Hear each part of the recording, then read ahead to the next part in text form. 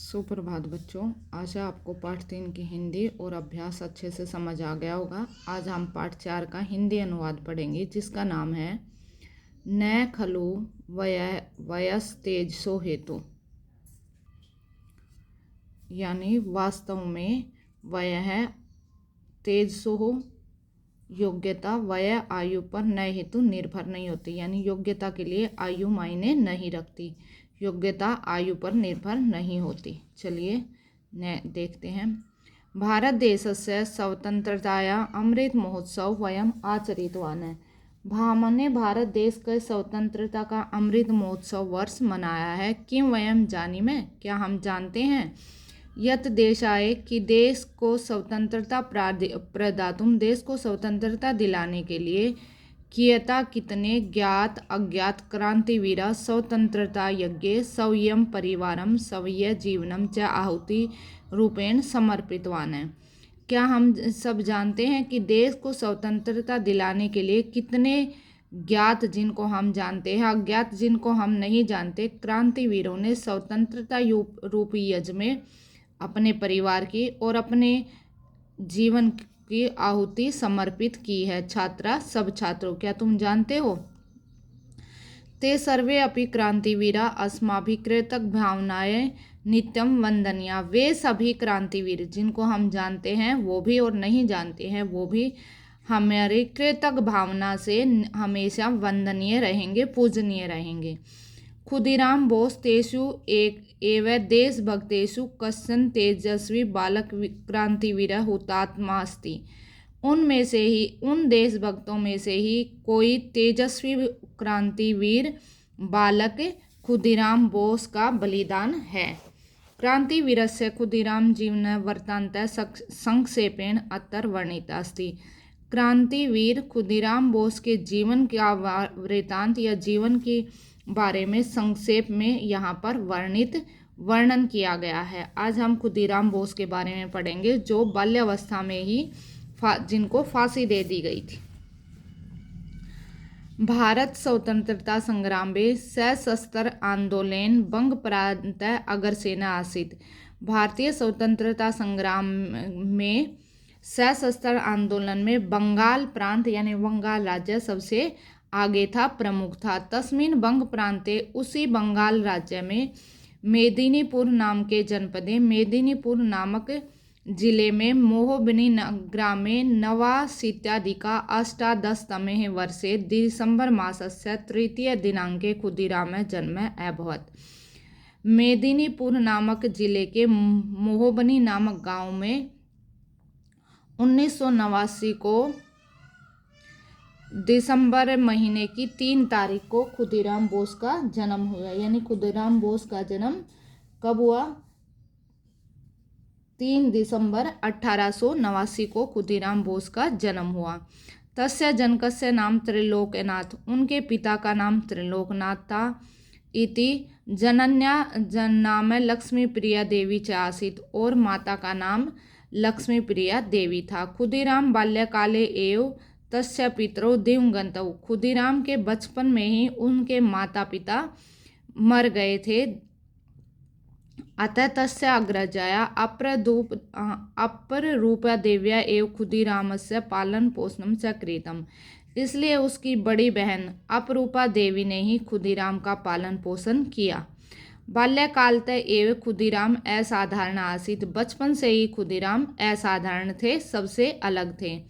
साधारण बालानाम इव क्रीडासु तस्य मनः न रम्यते, साधारण बालकों की तरह खेलने में उनका मन नहीं लगता था। जैसे साधारण बच्चे खेलते हैं तो साधारण बच्चों की तरह खेलने में उनका मन नहीं लगता था।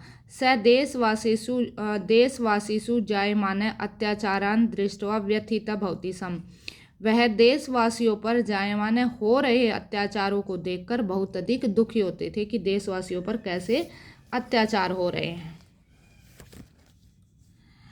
बंग प्रांते क्रांतिवीराणां महत् गुप्त विधि भी आंग्ल संत्रस्ता आसन, बंगाल राज्य में क्रांतिवीरों द्वारा की गई महान गुप्त विधियां भी आंग्ल मतलब अंग्रेज संत्रस्ता भयभीत आसन थे। बंगाल में क्रांतिवीर जो गतिविधियां कर रहे थे उनसे अंग्रेज भयभीत थे। भारतस्य तात्कालिक वायसराय कर्जन बंग प्रान्तस्य एव वीरत्वं दम्मितुम् उत्साहध्वंसितुं देशभक्तिं मर्दितुं च बंग प्रान्तस्य पंथ आधारितं विभजनं करणीयम् इति निश्चयवाद। तात्कालिक यानी उस समय के भारत के वायसराय कर्जन ने बंगाल प्रदेश की वीरता को नष्ट करने के लिए, वीरता को खत्म करने के लिए, उत्साह को ध्वंसितुम नष्ट करने के लिए, देशभक्तिम च मर्दितुम और देशभक्ति को कुचलने के लिए बंगाल प्रांत के, बंगाल राज्य के पंथ आधारितम संप्रदाय के आधार पर विभाजन कर देना चाहिए, ऐसा उन्होंने निश्चित किया। यानी उस समय के जो वायसराय कर्जन थे उन्होंने निश्चय किया कि बंगाल को 2 हिस्सों में बांट देते हैं, जिससे क्या होगा, भारतीयों में जो वीरता वो खत्म हो जाएगी, उनका उत्साह नष्ट हो जाएगा। पंच अधिके 9-10 शतम तमे वर्षे तेन बंग प्रान्तः भागद्वयो विभाजित है। 1905 में उन्होंने बंगाल को 2 भागों में विभाजित कर दिया। नेक्स्ट देखते हैं। तस्य एतया कृत्या न केवलं बंग प्रान्ते अपितु सर्वस्मिन् देशे जन आंदोलनम प्रवृत्तम। उनके ऐसे कृत्य से यानी इस कार्य से न केवल बंगाल प्रांत, बंगाल राज्य अपितु पूरे देश में जन आंदोलन शुरू हो गया। बंग भंग आंदोलनम इति तस्य जन आंदोलनम नाम। बंग भंग जो आंदोलन था वही जन आंदोलन था। यद्यपि खुदीराम तस्मिन समय केवल 5-10 वर्षीय, यद्यपि खुशीराम की आयु उस समय केवल 15 वर्ष थी, तथापि देशभक्ति भावनाया से प्रेरित सन, तो भी देशभक्ति की भावना से प्रेरित होकर जन आंदोलन वे जन आंदोलन में कूद पड़े। आंग्लायाम पारतंत्र श्रृंखलात वंदनीय भारत मातु मोचनम करणीयम इत्यादि। अंग्रेजों की गुलामी की बेड़ियों में बंधी वंदनीय भारत माता को छुड़ाना चाहिए। इति एव यही संकल्प आसित, यही संकल्प था, यानी खुदीराम बोस का संकल्प था कि भारत माता को अंग्रेजों से आज़ाद किया जाए। अतः स 9वीं कक्षाम अपि पूर्णा कर्तुम न शक्तवान, इसलिए वह अपनी 9वीं कक्षा की पढ़ाई भी पूरी नहीं कर पाए। यतो ही देशभक्तानां जीवनम राष्ट्राय समर्पितम भवति, क्योंकि देशभक्तों का जीवन राष्ट्र के लिए समर्पित होता है, राष्ट्र को समर्पित होता है। बालानां संघटनम कृत्वा स पदयात्राम आयोजितसम। बालकों को इकट्ठा कर वह पद यात्रा का आयोजन करते थे, पद यात्रा चलाते थे। तस्य यात्रायां देशभक्ति युक्त गीतानि वंदे भारतम च इत्यादि घोषाणि भवन्ति। उसकी यात्रा में देशभक्ति से युक्त भरे हुए गीत, वंदे भारत आदि घोषणाएं होती थी। स पद यात्रा माध्यमेन लोक जागरण विषयकानि पत्राणि जनेषु वितरति स्म।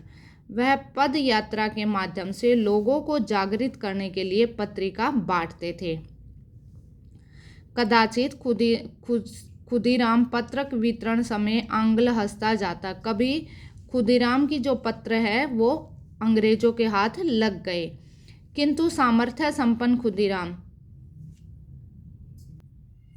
यानी जब खुदीराम बोस पत्र बांट रहे थे उस समय वे अंग्रेजों द्वारा पकड़े गए।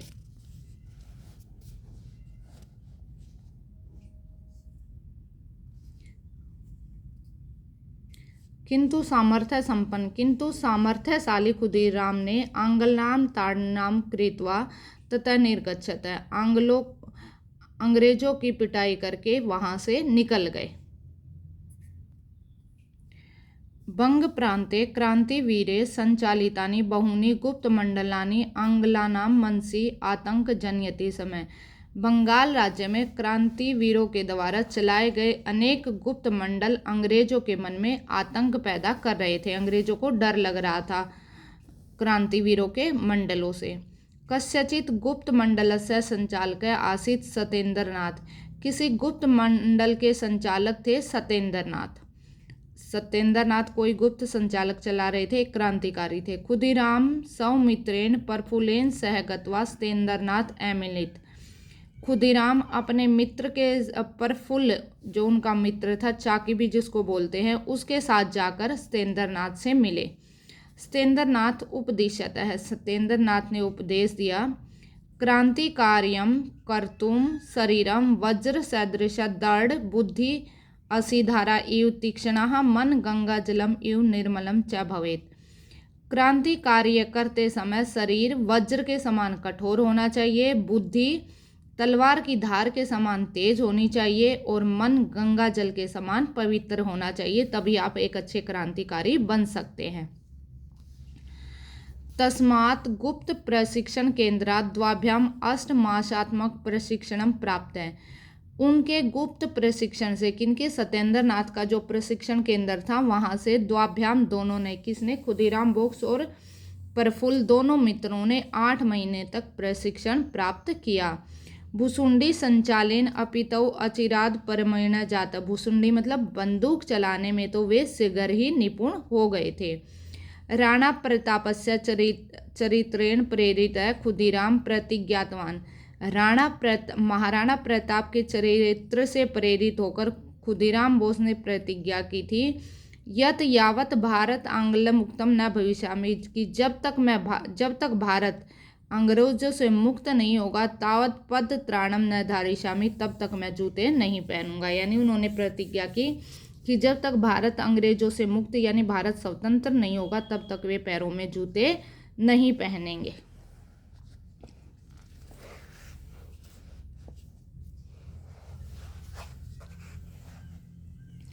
कलकत्ता जनपदस्य मुख्य न्यायाधीश अधिकारी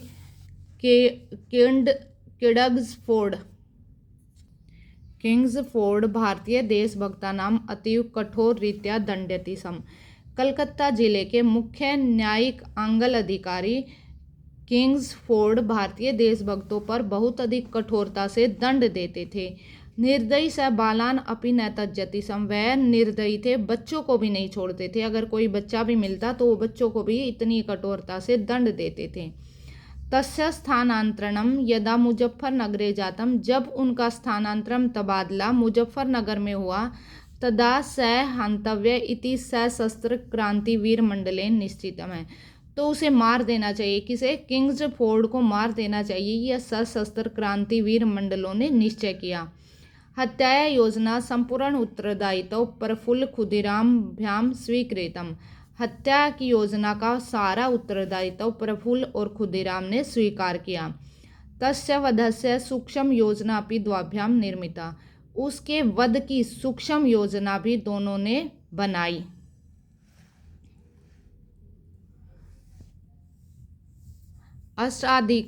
अष्टाधिका 910 वर्षस्य अप्रैल मासस्य 28 दिनांके, यानी 1908 में अप्रैल महीने की 28 तारीख को किंग्सफोर्ड इत्यस्य रथ विशेषे प्रफुल्ल खुदीरामभ्याम विस्फोटकम परसिक्तम। किंग्सफोर्ड के रथ पर प्रफुल्ल और खुदीराम बोस ने बम फेंक दिया। महान विस्फोट ध्वनि जाता, बहुत अधिक बड़ा धमाका हुआ। अग्नि ज्वाला आकाशम अस्पृशन, और आग की लपटें आकाश को छूने लगी। किंग्सफोर्ड हतः, किंग्सफोर्ड मारा गया। अस्माकम उत्तरदायित्व पूर्णम, हमारा उत्तरदायित्व पूरा हुआ। इति कृतार्थ भावना तो प्लायितवान, ऐसी कृतार्थ भावना से वे सोचकर वे दोनों वहां से भाग निकले कि भाई हमने किंग्सफोर्ड को मार दिया, हमारा कर्तव्य पूरा हुआ। किंतु हाय धिक्कार है। कई बार क्या होता है, आपको ही बताया कि परिस्थितियां हमारे अनुकूल नहीं होती। ऐसे ही कुछ परिस्थितियां खुदीराम बोस के साथ हुई। यद्यपि स किंग्सफोर्ड महोदय रथ आसीत, यद्यपि वह किंग्सफोर्ड महोदय का रथ था, तथापि तस्मिन स नासीदेव, लेकिन वह उसमें नहीं थे, किंग्सफोर्ड उसके अंदर नहीं थे।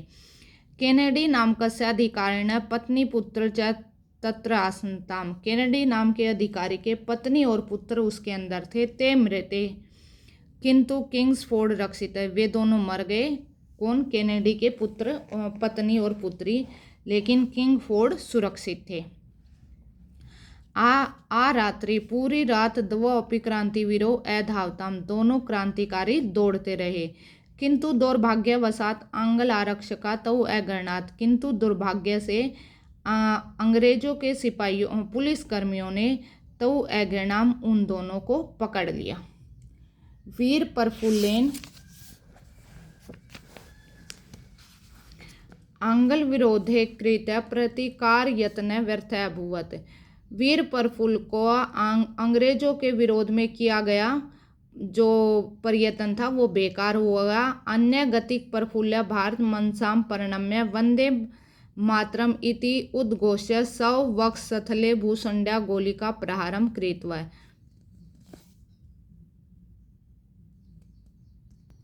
यानी किंग फोर्ड को जो मारने का प्रयास था वो इनका बेकार हो गया। अनन्य गति का है, कोई दूसरा रास्ता न देखते हुए प्रफुल्ल ने भारत माता को मन में प्रणाम करके वंदे भारत ऐसा उद्घोष ऐसा बोलते हुए अपनी छाती पर अपनी ही गोली से प्रहार कर दिया। वीर बालक प्रफुल्ल होतमान्य अमर जात। वीर बालक प्रफुल्ल होतमान्य मतलब अपने बलिदान से अमर हो गए। आंग्लो गृहीतम खुदीराम है न्यायालय नीतः, अंग्रेजों द्वारा पकड़े गए खुदीराम को न्यायालय में ले जाया गया। तत्र अधिवक्ता प्रत्येक प्रश्नस्य खुदीराम निश्चित उत्तरमासीत, उसके द्वारा उसके वकील के प्रत्येक प्रश्न का खुदीराम बोस के बाद एक निश्चित उत्तर था। वो क्या था? वंदे मातरम। अगर उसका वकील कुछ भी पूछता तो खुदीराम बोस एक ही जवाब देते थे, वंदे मातरम। न्यायाधीश निर्दयता बालाय खुदीराम मृत्युदंड उद्घोषित है। न्यायाधीश ने निर्दयता से बालक खुदीराम बोस को मृत्युदंड की घोषणा की। उद्वंदम यानी इसे फांसी दो, ऐसा न्यायाधीश ने बड़ी निर्दयता से बालक खुदीराम को के विषय में फैसला सुनाया। राष्ट्रभक्तस्य खुदीराम मुखे भय दुखम व न आसीत। राष्ट्रभक्त यानी जब फांसी की सजा सुनाई गई तब राष्ट्रभक्त खुदीराम बोस के मुख पर न तो भय था न दुख था। प्रत्युत प्रसन्नता शांति तृप्ति तेज च आसीत। इसके उत्तर में प्रसन्नता शांति तृप्ति और तेज था। तथा दृष्टवा न्यायाधीश आंग्ल अधिकारिण च अपि चकित। उसको देखकर न्यायाधीश और अंग्रेज अधिकारी भी आश्चर्यचकित थे, हैरान थे कि इस बच्चे के मुंह पर भय वगैरह कुछ नहीं है। अष्टाधिकाये 9-10 वर्षस्य अगस्त मासस्य 11 दिनांके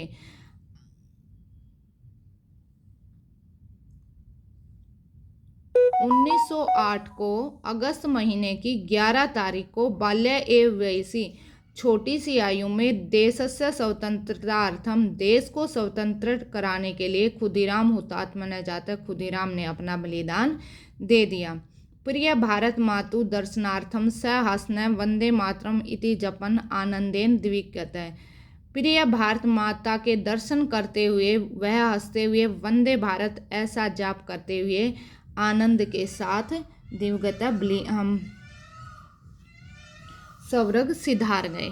ऐसे थे खुदीराम बोस। इतनी छोटी सी आयु में देशभक्ति कूट कूट कर भरी हुई थी। आज खुदीराम बोस का निवारण दिवस है, उनको आज हम सत सत नमन करते हैं। आशा है बच्चों ये पाठ आपको अच्छे से समझ आया होगा। अगर पसंद आए तो लाइक शेयर सब्सक्राइब करें। धन्यवाद।